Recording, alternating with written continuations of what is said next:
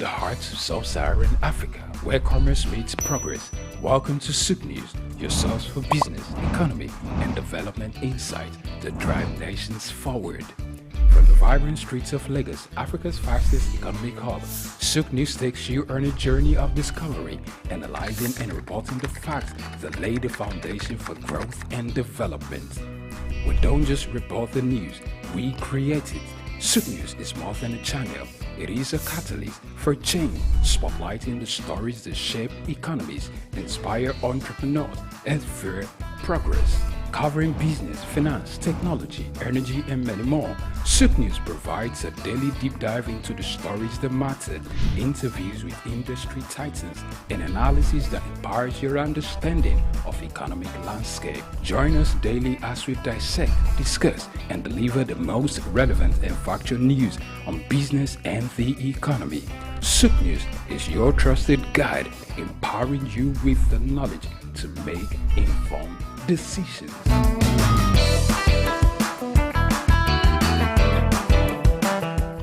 Tafawa Balewa Square, TBS.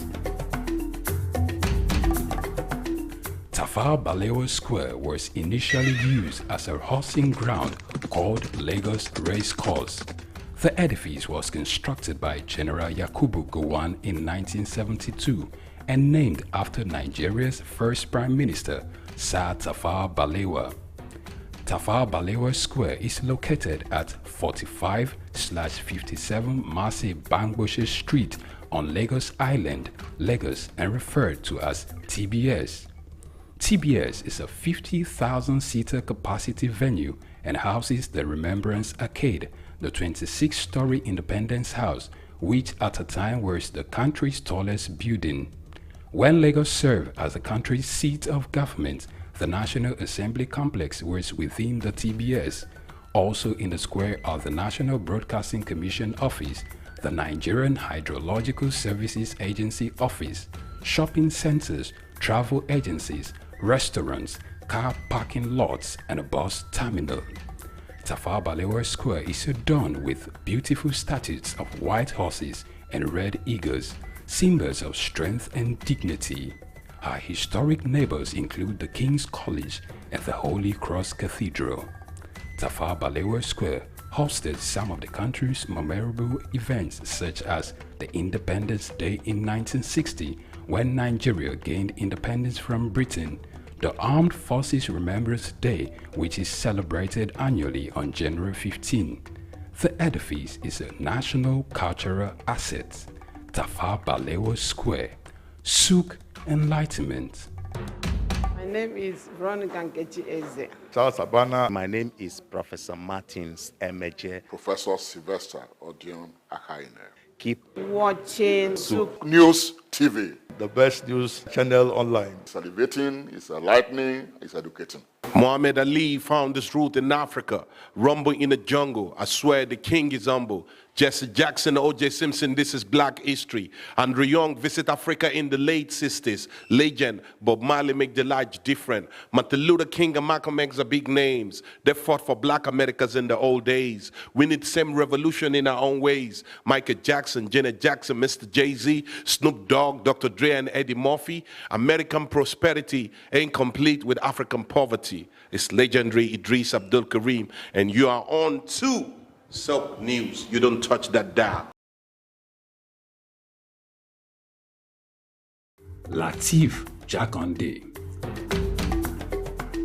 Born Lateef Kayode Jakande in the Ekbetedo area of Lagos Island, Lagos State, on July 1929.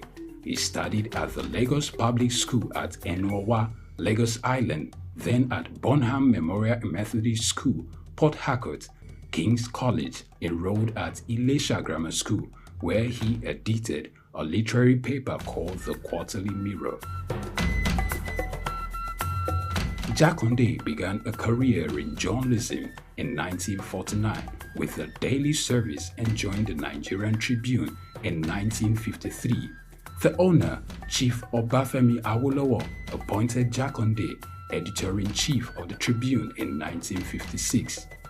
Jakande established John West Publications in 1975 after leaving Tribune and began to publish the Lagos News. He served as the first president of the Newspaper Proprietors Association of Nigeria, NPAN. Jakande ran for election as executive governor of Lagos State in 1979 on the Unity Party of Nigeria platform. His administration was effective and open and implemented the cardinal policies of his party. He introduced housing and educational programs targeting the poor, building new neighborhood primary and secondary schools, and providing free primary and secondary education. He gave poor people's children education, and many of them are now very prominent in the society today. Jakande established the Lagos State University and constructed over 30,000 housing units. After the military takeover in 1983, Jakande was charged, prosecuted, and convicted of treason and later pardoned. He served as Minister of Works under the Sani Abacha military regime. He died in Lagos on February 11, 2021. Lateef Jakande was the first civilian governor of Lagos State. Lateef Kayode Jakande, SOUQ Enlightenment. The heart of sub-Saharan Africa, where commerce meets progress. Welcome to SOUQ News, your source for business, economy, and development insight that drive nations forward. From the vibrant streets of Lagos, Africa's fastest economic hub, SOUQ News takes you on a journey of discovery, analyzing and reporting the facts that lay the foundation for growth and development. We don't just report the news, we create it. SOUQ News is more than a channel. It is a catalyst for change, spotlighting the stories that shape economies, inspire entrepreneurs, and fuel progress. Covering business, finance, technology, energy, and many more, SOUQ News provides a daily deep dive into the stories that matter, interviews with industry titans, and analysis that empowers your understanding of economic landscape. Join us daily as we dissect, discuss, and deliver the most relevant and factual news on business and the economy. SOUQ News is your trusted guide, empowering you with the knowledge to make informed decisions.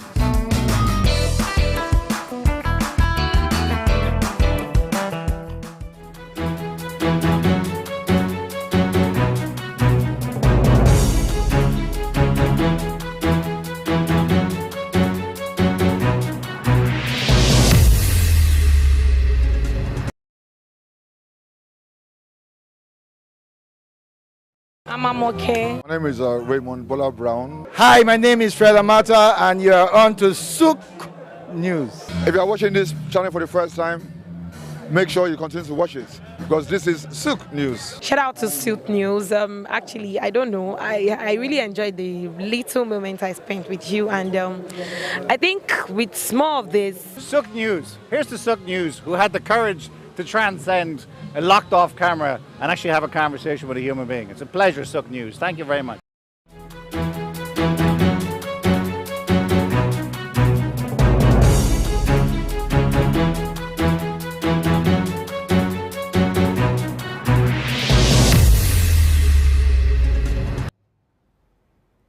Hello and welcome to Market Insight. I am Lavina Emma.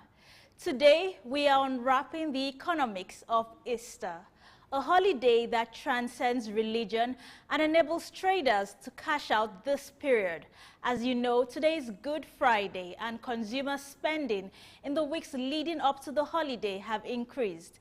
From Easter baskets for loved ones to attending festive events, buying new clothes, taking children out to visit fun-themed games and parks, to go to the cinemas, to also watch movies, you know. And also consumers have been loosening their purse strings during this Easter season.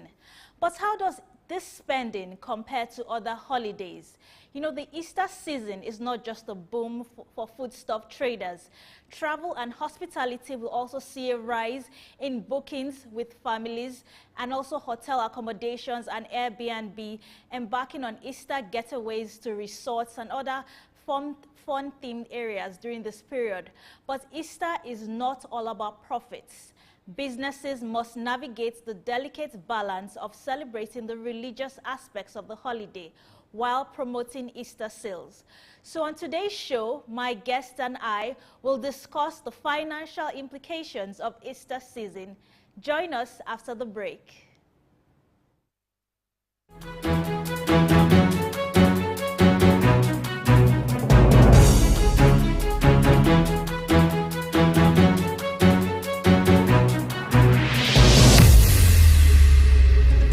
My name is Veronica Nkechi Eze. Charles Abana. My name is Professor Martins Emeje. Professor Sylvester Odion Akaine. Keep Watching SOUQ News TV. The best news channel online. It's elevating, it's enlightening, it's educating. Muhammad Ali found his root in Africa. Rumble in the jungle. I swear the king is humble. Jesse Jackson, O.J. Simpson, this is black history. Andrew Young visit Africa in the late 60s. Legend, Bob Marley make the light different. Martin Luther King and Malcolm X are big names. They fought for black Americans in the old days. We need same revolution in our own ways. Michael Jackson, Janet Jackson, Mr. Jay-Z, Snoop Dogg, Dr. Dre and Eddie Murphy. American prosperity ain't complete with African poverty. It's legendary Idris Abdul Karim, and you are on to SOUQ News. You don't touch that dial.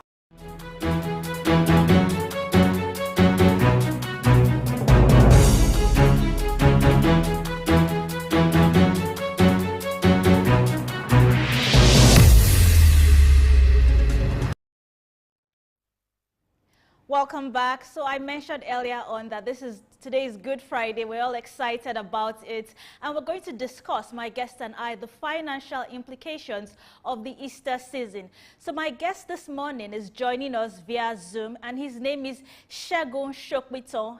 He's the principal partner, Woodridge and Scott Consulting. So he's joining us via Zoom. So Mr. Shokbito, are you online with us now? Yes, I am. Good morning. Morning and welcome to Market Insights this morning. How are you doing? I hope you're enjoying your Good Friday this morning. Happy Easter to you. It's a quiet holiday. Okay, that's good to hear. So earlier on, I talked about the financial implications of the Easter season, that during this period, yes, with every holiday, most people will want to go spending with their family members and friends, either to go shopping or visit the cinemas. Now, how does spending for Easter compare to other holidays, such as Christmas or the Muslim holidays also? How does spending for Easter compare to other holidays? Well, I mean, it's an interesting question that you asked. So I think the way to look at it is to understand that the ideas that drive this holiday have an impact on the type of economic activity that happens there. So Christmas, about the birth of Jesus, it's a global holiday. Even people that are not practitioners of the Christian faith invariably find themselves celebrating it. Easter is a bit different because it's more, it's a, if you like, you could almost say that it's a deeper type of event, and tends to limit the involvement to adherents of faith. Different from the Muslim holidays. Even amongst the Muslim holidays, you find that some are bigger than the others just because of the idea behind them. So if you want to compare Easter to Christmas, for example, you find that Christmas is 25th of December, but as early, in some cases, as October. By late October, you already begin to see commercial activities beginning to ramp up. You already begin to see businesses deliberately targeting consumers, you know, with Christmas decorations and hangings, you know, playing the music, the Christmas music, as early as October. You know, that's how big Christmas is. And, you know, Christmas, for some business, the volume of business that you do during Christmas takes you to the next Christmas. It's as big as that for certain types of businesses. Easter is a different ballgame in the sense that it's a faith, it's a deeply religious thing. The festivities and the celebrations are not quite exactly the same. However, people do celebrate, people still do go out, especially because in places like Nigeria, holidays, as much as we tend to have public holidays, we really are not a holidaying culture. We really are not a holidaying economy. We don't know how to pause to rest. So when you do have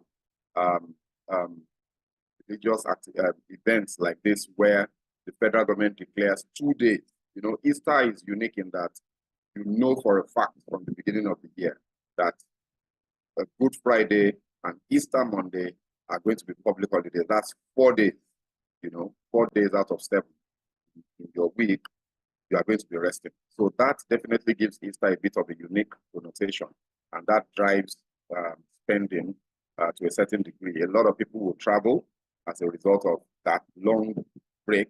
You know for a fact that if I travel on Thursday, I don't have to be back at work until Tuesday the following week. So that also has its own implications economically, in terms of the financial impact on people's pockets, and in terms of financial impact on businesses, and so on and so forth. So Easter is a unique holiday for that reason and for so many other reasons. And there's going to be a lot of economic money moving around during this period. Okay, thank you for that, Mr. SOUQ. Okay, so do you think there's less consumer spending during the Easter holidays? And another question too. Now, what are the economic factors that can influence Easter spending, such as inflation or consumer confidence?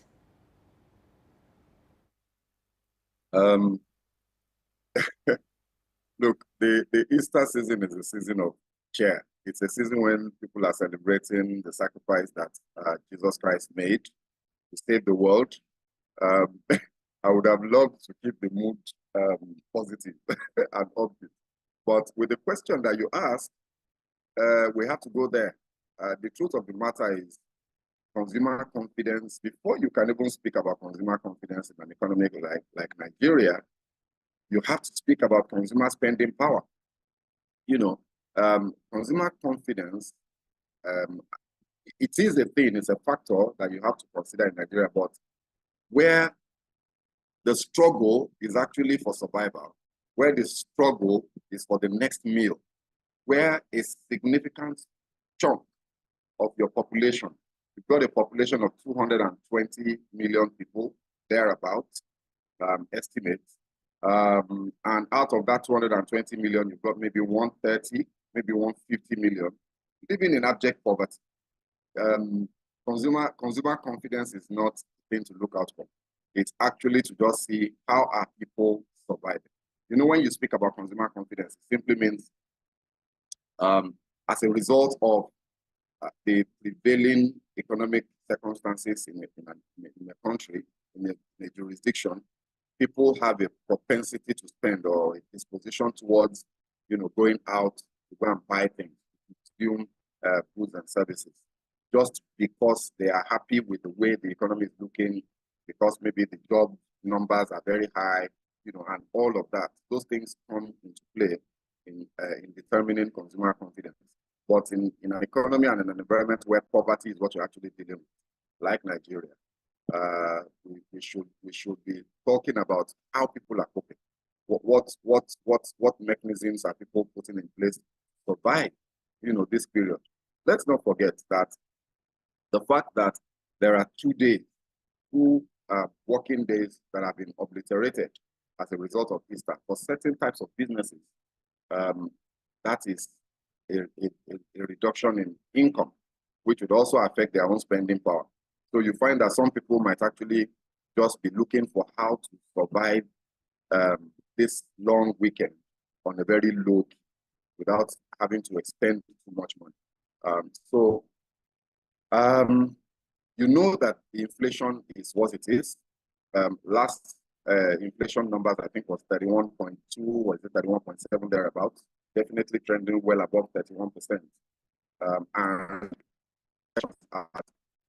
we're likely to see inflation hitting 32, almost trending towards 33% by the next inflation report that comes out of the NBS. So you have to look at the impact of that on what is going on, in the marketplaces. So it's actually not a very cheery time. It's not a time that people are really going out the way they normally would have some years back. Easter itself would have been a huge festive event. You rush to the beaches, you rush to the entertainment centers, amusement parks, just to celebrate Easter. But that's not the case now. People are just looking for how to eat.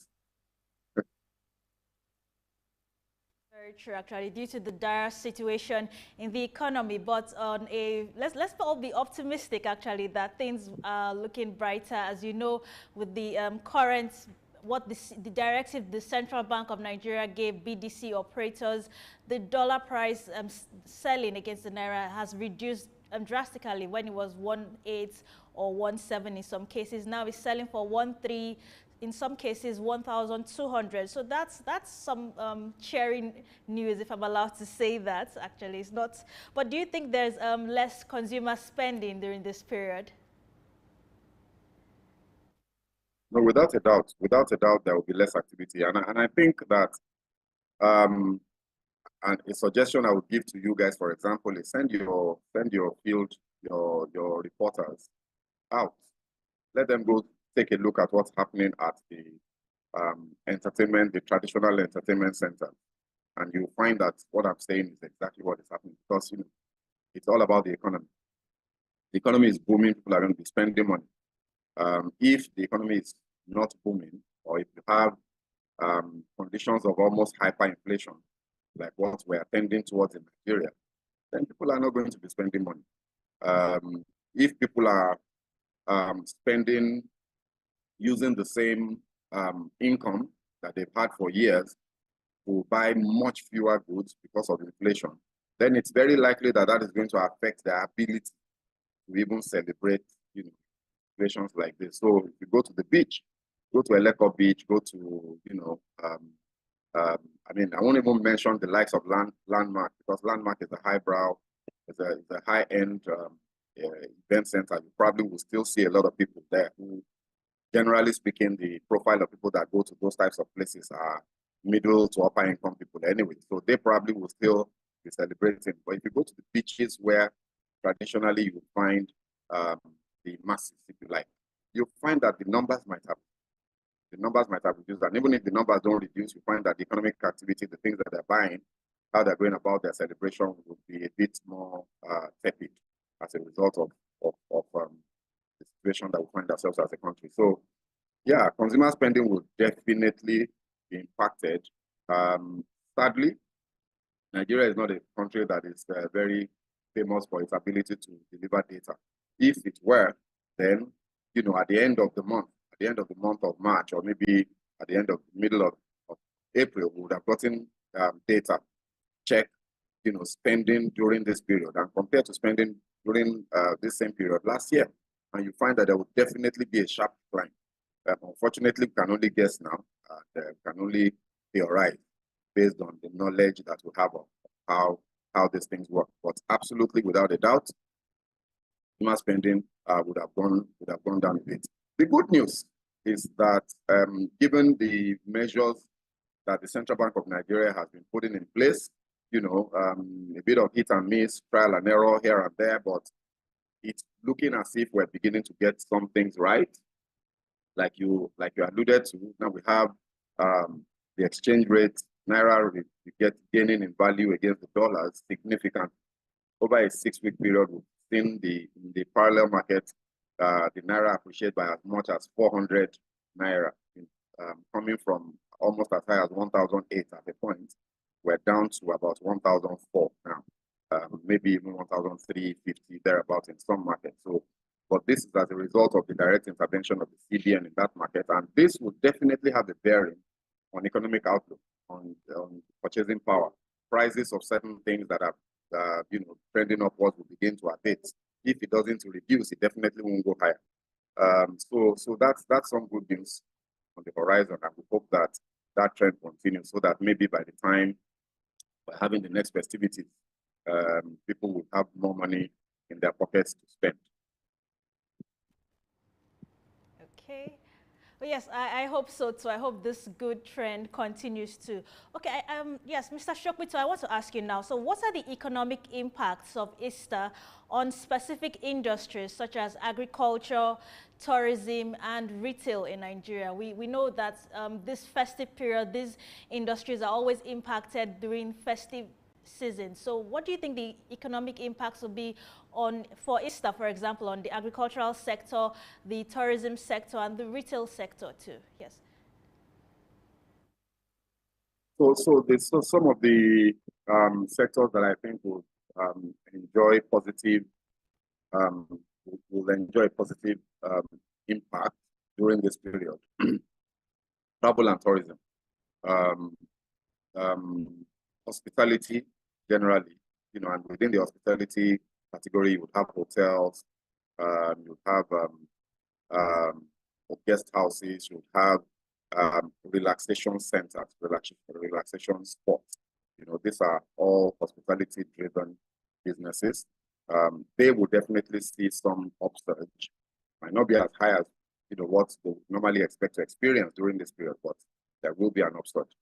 Families will take the opportunity to go and do some sort of tourist activity. Nigerians in recent years, maybe as a result of the increasingly difficult economic environment, has found a way to leverage the local tourism industry better than we used to see, or as we used to see very long ago, and which then reduced, in recent years. But we're beginning to see a resurgence in the local travel and tourism industry. So, for example, you have places like the Olumo Rock, some of the waterfalls that we have, in a couple of places in the southwest. People are beginning to return to those types of places. So you would see some upsurge in activity in those types of places. Event centers, imagine you have some events happening over the long weekend. You have entertainment shows happening over the long weekend. So the arts and culture sector will probably experience, some increase in activity and some increase in economic exchange. Agriculture, to a very large extent, we don't expect to see too much of an impact because this is holiday season. Farmers are going to farm. Farm produce, I don't particularly expect that there will be a significant upsurge in sales of agricultural produce, for example, for the reasons that I've given before. Spending power, purchasing, disposable income available to people has been seriously impacted by the recent turn of the economy. So would we see people surging to the market to go and buy rice, to go and buy, food stuff that they will use to celebrate during this period? You will see some of it, but it's not going to be such that it will have a significant impact on the agri sector. When you consider the fact that the last time I checked, I'm not sure what the recent data is, but the last time I checked, the bag of rice was trending towards 95,000. So I suspect that a lot of families will be looking away from rice for their Easter food on Sunday. Rice is the traditional thing, rice and chicken. Even the chicken is significantly expensive now. So I think that this will have an impact on the agri sector. You probably won't see the levels of activity you would have expected to see in those types of places. Logistics, travel, maybe you would see some of that. Aviation sector, local travel, yes, I would expect that there will be some level of that because the majority of people that patronize that sector are middle income, upper income people. So the ability to spend, travel, go home, see family and all of that will probably not be as significantly impacted as for the lower income people. International travel as well, maybe you see some of that as well. So there are different sectors that you would expect would enjoy some increased patronage as a result of Easter, and there are some that you probably won't see much of a movement in the middle as such. Thank you for that, Mr. Shokwiton. But it's not all gloomy. As you know, the Lagos State government has the 25% discount market that opens every Sunday called Ounje Eco. So, you know, there's 25% discount of food items such as rice, beans, gari, and some other staple food items needed for households during this period. So I don't think it would be such a gloomy Easter celebration for most Lagosians, first of all. I mean, it's a good initiative from the state government, and I think, you know, we should encourage other states to follow suit, not just for Easter, you know, but just generally speaking, given the difficulties that we know that people are going through, the hardship that people are suffering. And so what the government is doing is basically subsidizing food. You know, providing those discounts is a subsidy. They are basically passing, you know, paying, or taking up some of that cost on behalf of citizens, you know, with the market people, you know, and I think this is a laudable initiative. I like the way that they've also incorporated that into existing payment structures, existing electronic payment systems. So working with the mobile money agents, for example, and working with the cowrie card to encourage people to adopt, you know, those channels. I think it's also a very good move. You know, this is Lagos. It's 50% of the economic activity in Nigeria. A good chunk of the population, about 10 to 15% of the population of Nigeria. So whatever happens here will affect national economy. But I think that we should also see major urban centers across the country adopt this. We should see pressure from maybe the National Assembly, maybe even the presidency, on governors, even though we know that the governors don't necessarily report to the president. It's not a subordinate superior relationship, but the president does have some pressure power that he can apply on state government, you know, to look at a model that can also be adopted across the country to ease the burden that people are going through as a result of the policies of the government. So, but good move by Lagos State government, like you said, that obviously would mean that some people will smile over this weekend. So the Ounje Eco market, as they call it, the Sunday markets, as they call it in some other parts, will be open. And anybody that goes there and is able to, you know, patronize the market people and enjoy goods, buy goods at those types of very heavy discounts will definitely be smiling this weekend. So, like you said, it's not all doom and gloom. It's a good thing that Lagos State government has started to put a smile on the faces of the Gaussians. We encourage other governors across the country, especially in major urban centers, likes of River State, the FCT, Kano, other places like that, to look into schemes like this and as well. Okay, thank you for that, Mr. Shokwito. So after the break, I'm still going to continue my discussion with Mr. Segun Shokwito. So stay tuned. Join us after the break. In the heart of sub-Saharan Africa, where commerce meets progress, welcome to SOUQ News, your source for business, economy, and development insight that drive nations forward. From the vibrant streets of Lagos, Africa's fastest economic hub, SOUQ News takes you on a journey of discovery, analyzing and reporting the facts that lay the foundation for growth and development. We don't just report the news, we create it. SOUQ News is more than a channel. It is a catalyst for change, spotlighting the stories that shape economies, inspire entrepreneurs, and fuel progress. Covering business, finance, technology, energy, and many more, SOUQ News provides a daily deep dive into the stories that matter, interviews with industry titans, and analysis that empowers your understanding of economic landscape. Join us daily as we dissect, discuss, and deliver the most relevant and factual news on business and the economy. SOUQ News is your trusted guide, empowering you with the knowledge to make informed decisions.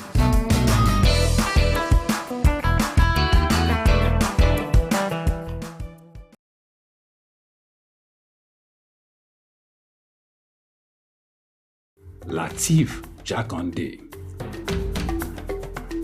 Born Lateef Kayode Jakande in the Ekbetedo area of Lagos Island, Lagos State on July 1929.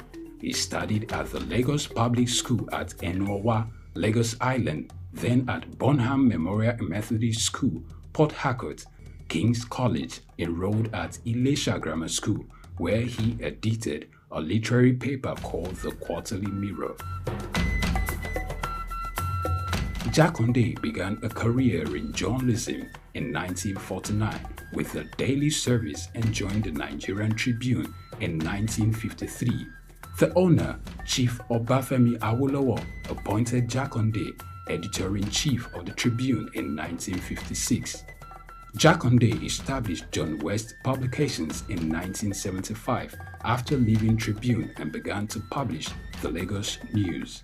He served as the first president of the Newspaper Proprietors Association of Nigeria, NPAN. Jakande ran for election as executive governor of Lagos State in 1979 on the Unity Party of Nigeria platform. His administration was effective and open and implemented the cardinal policies of his party. He introduced housing and educational programs targeting the poor, building new neighborhood primary and secondary schools, and providing free primary and secondary education. He gave poor people's children education, and many of them are now very prominent in the society today. Jakande established the Lagos State University and constructed over 30,000 housing units. After the military takeover in 1983, Jakande was charged, prosecuted, and convicted of treason and later pardoned. He served as Minister of Works under the Sani Abacha military regime. He died in Lagos on February 11, 2021. Lateef Jakande was the first civilian governor of Lagos State. Lateef Kayode Jakande, SOUQ Enlightenment.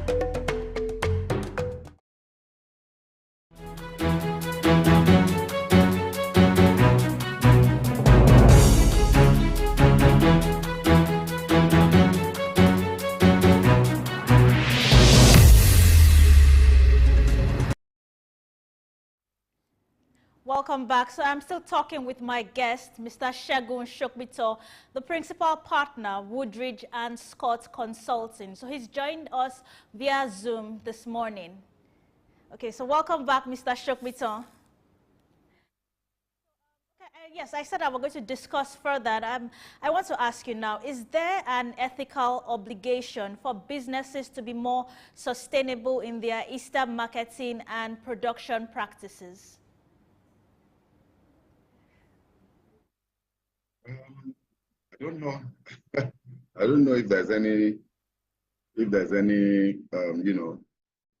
ethical issue regarding how people conduct their business during any festive period. As long as, I think the only constraint that you would expect to see from an ethical standpoint on people would be that they do not profiteer. And we do know that in recent times, in the last 3, 4, 5 months, as a result of the escalating inflation, people have jumped on that train and have actually been unethical in how they've gone about setting their prices. I have been a victim in personal instances, and I've had reports of people hiking prices just because they can, just because the environment is such that that kind of thing can happen. We're in an inflationary environment, and you find people adjusting their prices even though their own costs have not increased. So if anything at all, then maybe if you are talking about ethical consideration, to be that people should remember God during this festive period. Remember that there is a higher being that is watching over all of us, to whom some people will say and believe that we are all going to give account to someday, and just try not to take undue advantage of the situation. So if there are people that have been profiteering, well, you've had a good ride for 2, 3 months. Now Easter is here. Perhaps you can revert prices back, especially given that a lot of the inflationary pressure is beginning to ease off on the back of, what do you say, on the back of the recovery that we're seeing in the value of the Naira and some of the policies that the CBN has been putting in place. So ethically, I think people should just, let me put this in a lighter note, people should fear God during this Easter period and remember the sacrifice that Jesus did make for humanity. Try to also not overly take advantage, undue advantage of situation and make life harder for their fellow citizens. Aside from that, I don't think there's any particular ethical issue that you want to look at as far as business practice is concerned. Businesses are going to go about their business, during the Easter period. They're going to be hoping that there will be an upsurge in, what's happening in their income, their revenues, and that's good for the economy. If people are going out and spending, it's good for the economy because that will drive investment. So, all in all, we can only hope that the Easter period will bring about some good cheer for everybody economically. Okay, thank you for that, Mr. SOUQ. Okay, so now can the economic benefits of Easter tourism be distributed more fairly to local communities? Because earlier on I asked if this festive season will impact on the tourism sectors. People will want to travel to some tourist destinations like Zuma Rock or Olumo Rock in Ogun State, just to visit these places because it's a long weekend. So can the economic benefits of Easter tourism be distributed more fairly to local communities that have all these historic structures in them? Well, I mean, who is doing the distributing? At the end of the day, we run a liberal free market economy. The president and this administration have gone out of their way to make this point very strenuously in some of the policy decisions that they made. So equitable distribution of the benefits of Easter is a market issue. It's for those local communities to push what they have. The benefits that they have available around them to push the message out and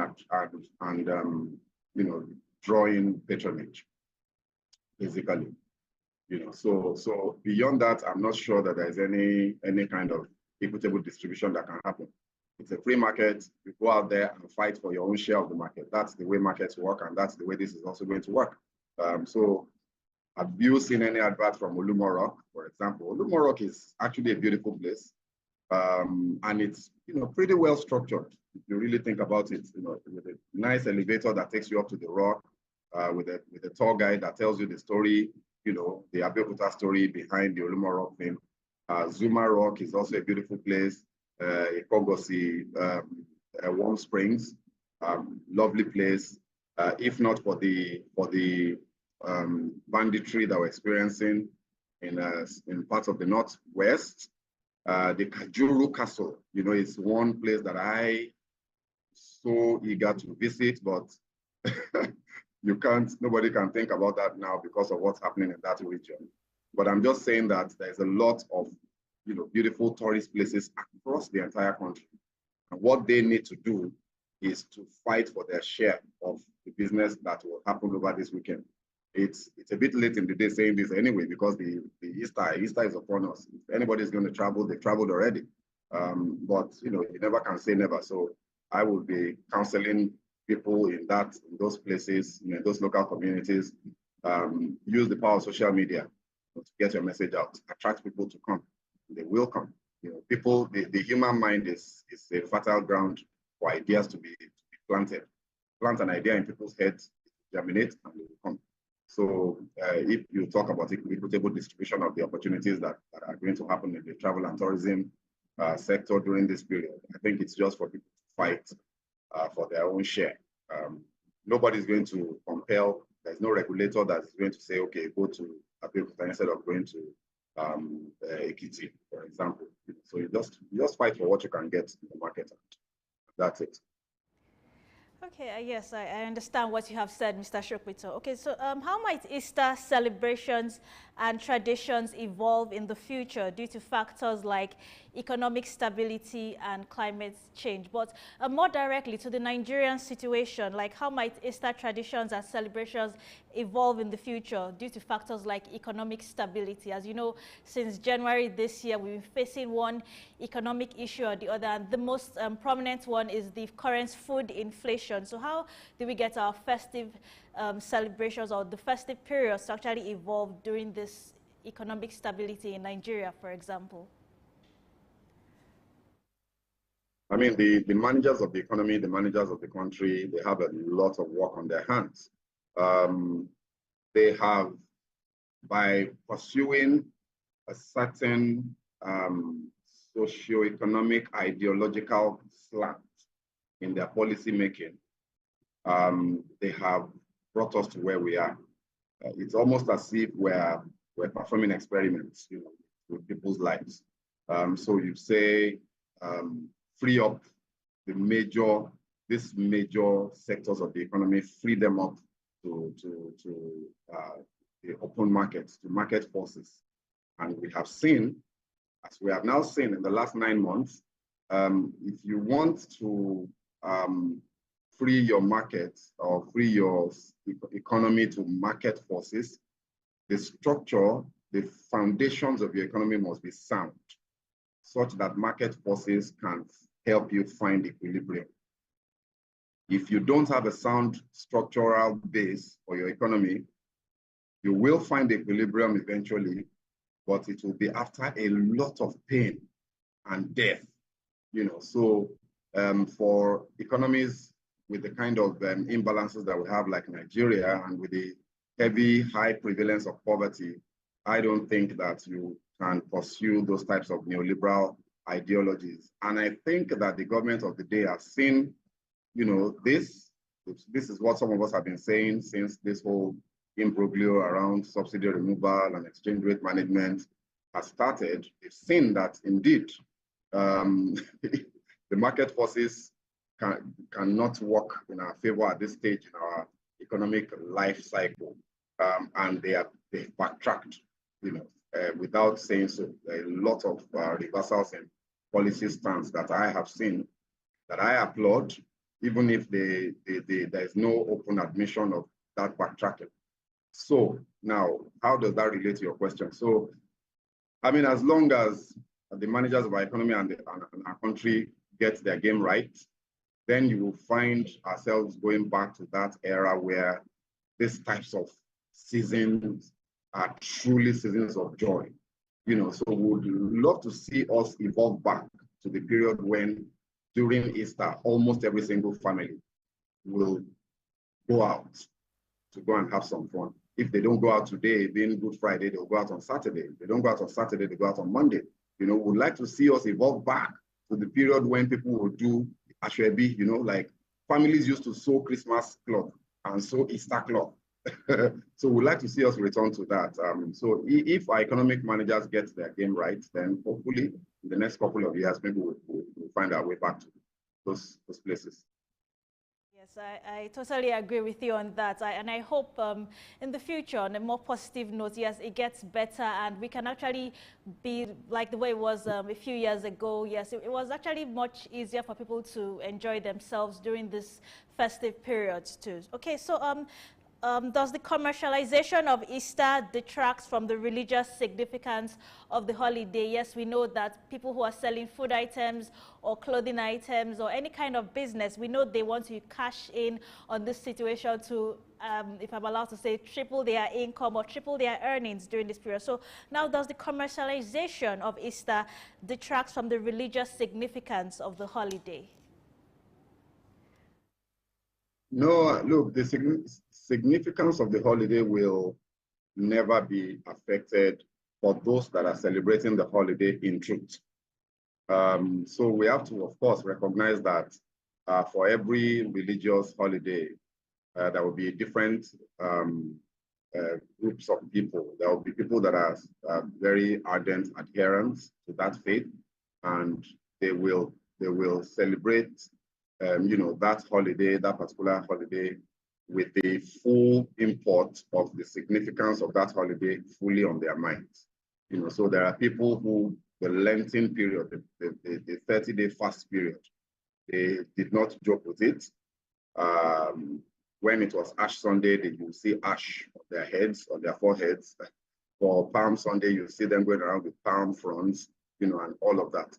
And those people will always be there, no matter what happens. And I think that it's important that that continues to happen, because it is actually this practices, these religious practices, these beliefs that, in my opinion, anchors society. People must believe in something together.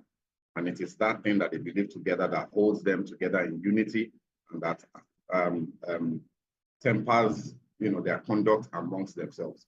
So commercialization of the festivities notwithstanding, the faithfuls of this, religions will definitely continue to, to hold their holidays in reverence.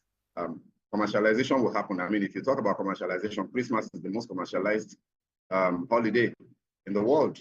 You even now have, what do they call it now? The Black Friday that comes up just before Christmas, where all retail businesses cash in heavily on that period, where they offer discounts and push sales. You see retail stores, shelves emptying completely during this period, which for me is not a bad thing. It's economy, it's economics, it's commerce. More commerce is good for the economy. So I don't think they are mutually exclusive. I think you can commercialize the festivities because people want to celebrate, and when they celebrate, they will spend money. So you should be smart in ensuring that you take your share of that spend, and then people will, as they're celebrating, also worship the God that they believe in, and mark the significance of the holiday that they're celebrating. So I think it can be a win-win. You can commercialize, and you can also hold the reverence that the period stands for in high regard. Okay, thank you for that, Mr. SOUQ. Okay, so on a final note now, so what do you recommend, like if you're a part of the government right now, like what would you recommend the government? Yes, I mentioned that in Lagos State we have the Sunday market where there's a 25% discount, but what would you recommend that the presidency could actually tell state governors and also their local government chairmen also to input in their states? Like we don't have to wait till there is a festivity, whether it's Muslim or Christian. We could actually, what would you recommend that government should do to ease the hardship for Nigerians all over the country during this period? In Lagos, we already have the 25% discount market that opens every Sunday. So what would you recommend? What kind of measures will you take to actually ease the hardship on Nigerians, whether there's a festivity or not? Okay, so the way to answer that question is very simple. The government has decided to remove subsidies. They decided to float the exchange rate mechanism of the Naira, float them up to market forces. We have seen the consequences. As a result of the subsidy removal and the exchange rate policies of the government revenues has gone up by pretty much by about 100%. Now, what impact has this increase in revenues had on the lives of the people? It's been 9 months, and I've personally done a thorough review of the FAC allocation numbers since July 2023. And I can tell you categorically for a fact that government revenues has increased, has doubled, almost doubled. So the question now is, what is happening with that additional revenue at the state level and at the federal level? And if you ask me what needs to happen, the benefits of the policy direction that the government has adopted can not kick in the immediate terms. There are medium-term benefits, whether it's infrastructure development and any other thing that you may have been put in front of us as a benefit of this policy approach. It's not going to happen in a year. It's not even probably going to happen in 2 years. In the intervening period, government cannot leave Nigerians, you know, to the mercies of those market forces. So the monies that have been saved, government has to find a creative way of taking some of that, a significant chunk, if you ask me, of those savings to subsidize Nigerians